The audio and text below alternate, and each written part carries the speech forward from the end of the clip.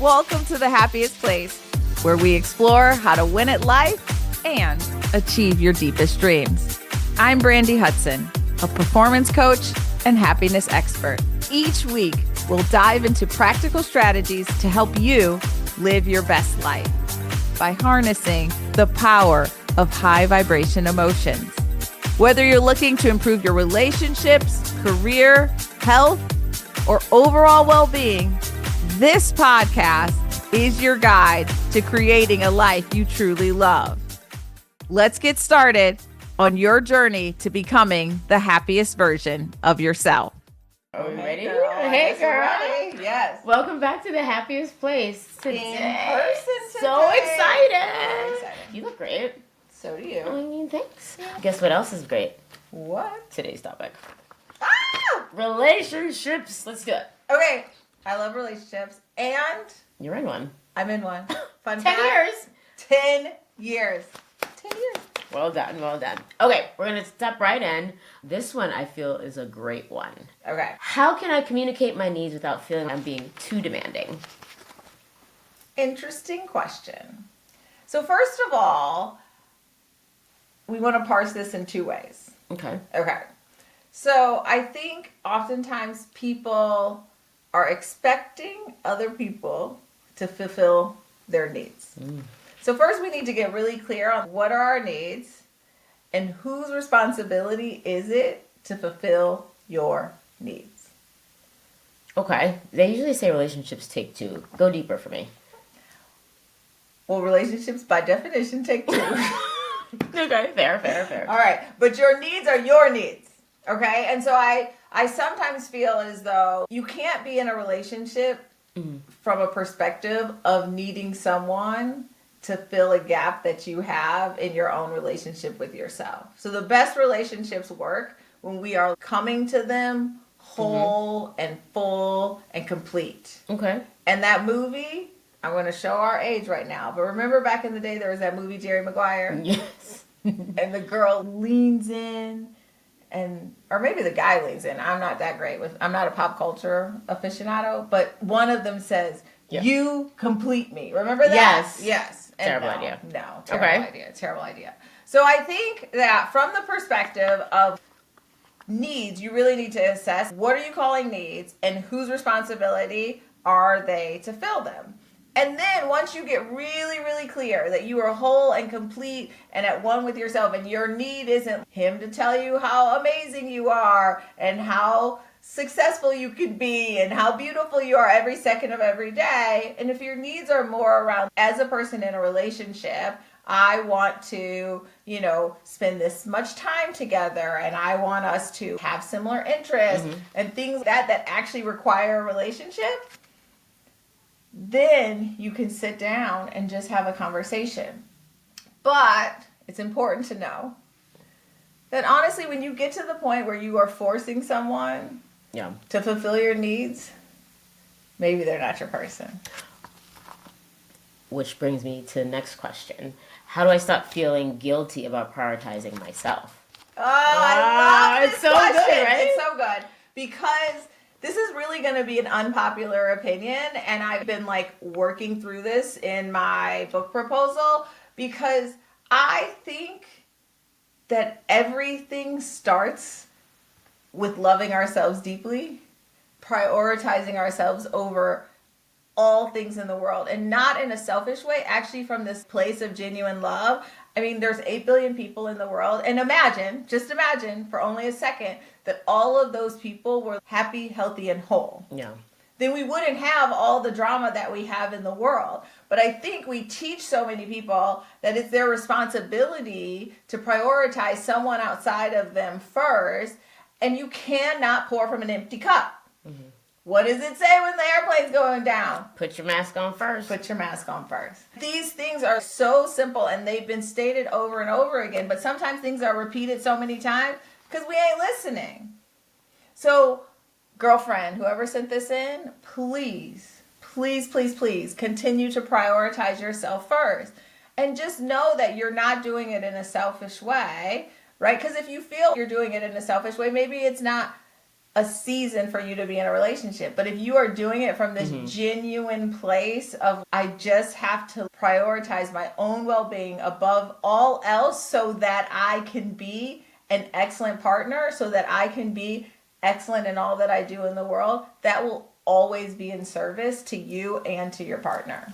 So then I think that also brings us to boundaries. Oh, I love a boundary. How do I maintain healthy boundaries in my relationship when everyone wants my time? First of all, kudos to you. I mean, it's good to feel loved, right? And I think that the more bright and vibrant and energetic we are, the more magnetic we are, and people are drawn to us. And so that is a time where you need to pause and kind of really set these energetic boundaries, because otherwise you're going to drain yourself, right? And so I think that the best way to draw boundaries around your time is for you to first be crystal clear on where you want to spend your time and how you want to spend your time and with who you want to spend your time. Because when you don't have clarity on your vision, clarity on what you want for your life, then everything's going to seem a good idea. Or perhaps everything will seem a bad idea. Or perhaps you'll be confused about which is good and which is bad. But when you get really crystal clear, and I mean crystal clear to the point that you are writing it down, right? And then comparing, right? So for people who have trouble in this area, the first thing to do is keep track. Yeah. Keep track of who you're spending your time with, right? Because all the time I get outreach, not to be arrogant here, but I get outreach to do things or spend time, and I've really, really, really had to get really good at just being, that's not for me in this moment, or that's not for me right now, but maybe in a month or two. But I used to think that everything that came to me inbound, I was meant to be a part of, right? And over time, I found that the more that I set boundaries, the more clear it is to the universe what should come into me. Yeah. And what is meant for me. It sounds like the through line here is the choice is ours, right? We get to choose what we do. We get to choose what we say. We get to choose how we spend our time. Let's do one more relationship question. Okay, but I love that you said that, because I think that's so critically important. I think that is it distilled so crystal clear, but so many people don't realize that. So many of us, and I've done this too in my lifetime, forget about how powerful we are. We forget that these are all choices, right? And if we are choosing someone else at our own expense, then we can never be the best version of ourselves, right? At the end of the day, all of this personal development work is about aligning with your purpose and being deeply fulfilled. And if you are always prioritizing someone else or something else external to you, you won't get there.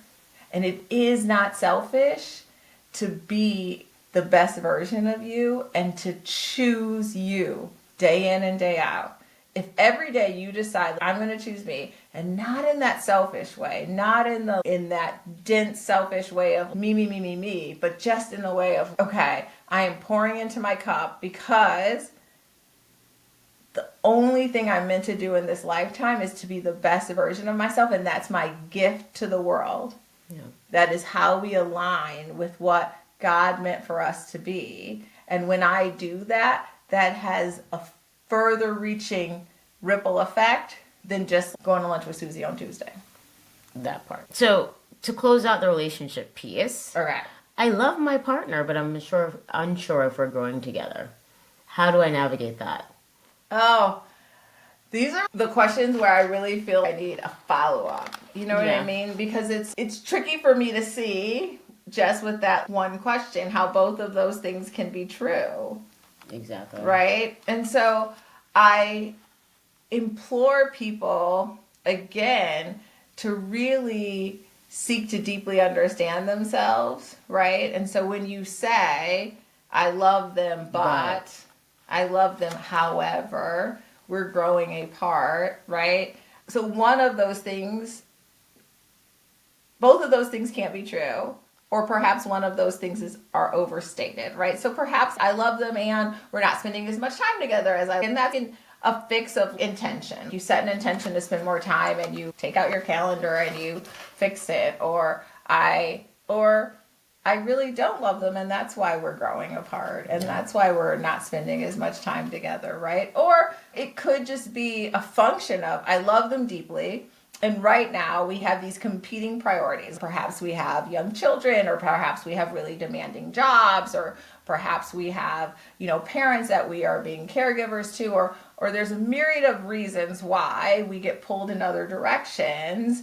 And then the answer is I love them enough that this is just a moment in time. This is just a season. And I'm okay that we are both going to work really hard in this season to get to the other side. Or I'm okay that he or she has to take care of their parent and that pulls us apart. Or I'm okay that we have 3 little kids under 6 that are sleeping in the bed with us. Whatever the case may be, right? But so either we have to reframe how we see it and know that this is a season that our love is going to help us get through, or we have to actually reevaluate, what does this relationship mean? And I'm a big fan, as you know, and as everyone will learn, of really not being in situations that serve us, right? All the work that we do is about releasing all the density in our lives, right? So anything that is dense, anything that feels heavy is coming to tell us that we are off track, right?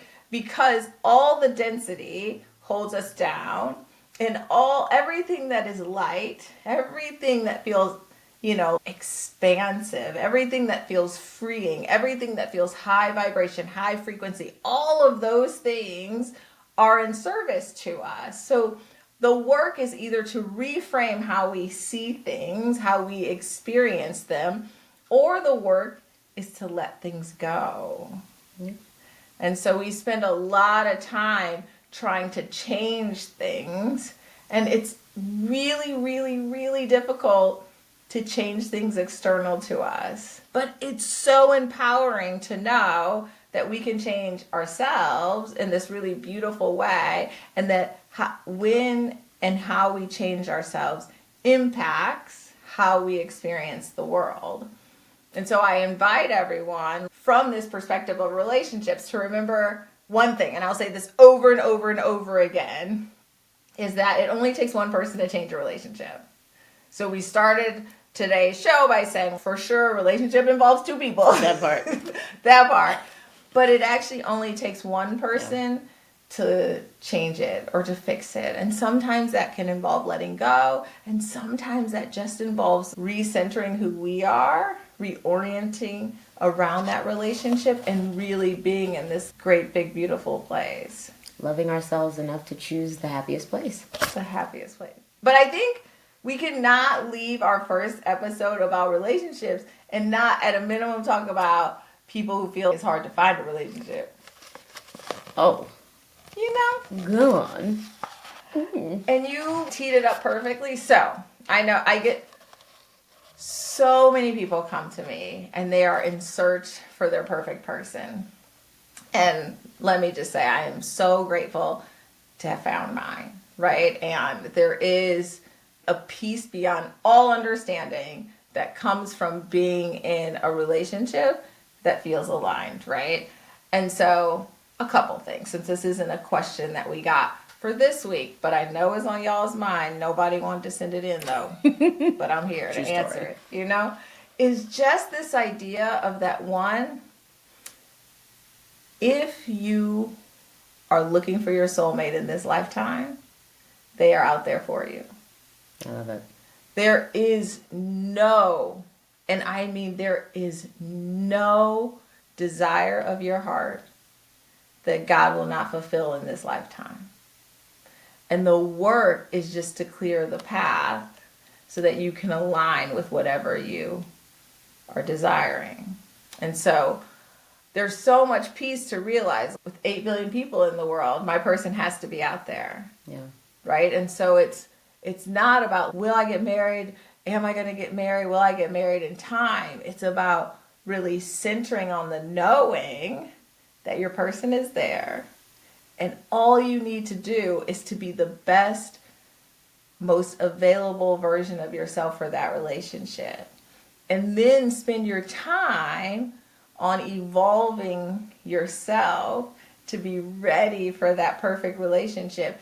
And don't spend your time wondering if the person is out there. Of course they're out there. There's 8 billion people. How could they not be out there? Right? And don't listen to data or statistics. I am here to tell you, you only need one person, and every time a relationship doesn't work out, just remind yourself, they all don't work out except for one. Only one can work.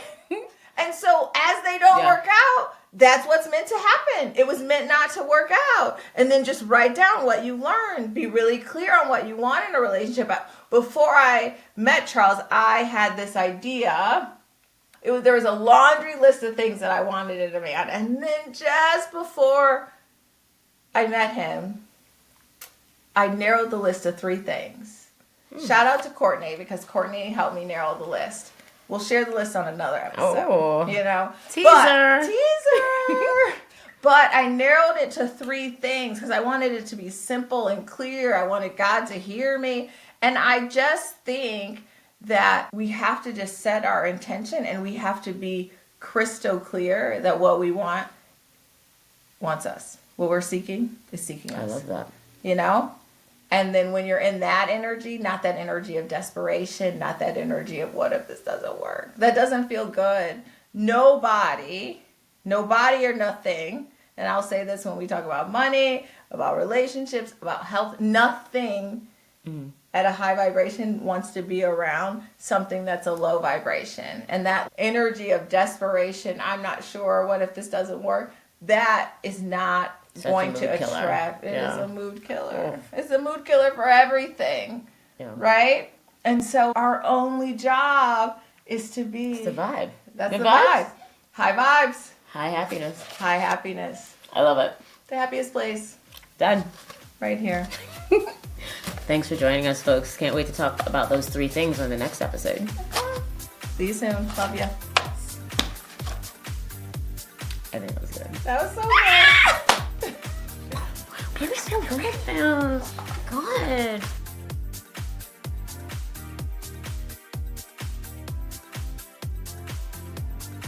Thank you for tuning in to The Happiest Place. Remember, your dreams are meant for you, and you have the power to create the life you desire.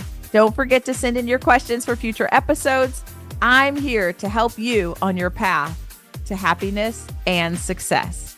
Until next time, stay curious, take radical responsibility, and keep vibrating high.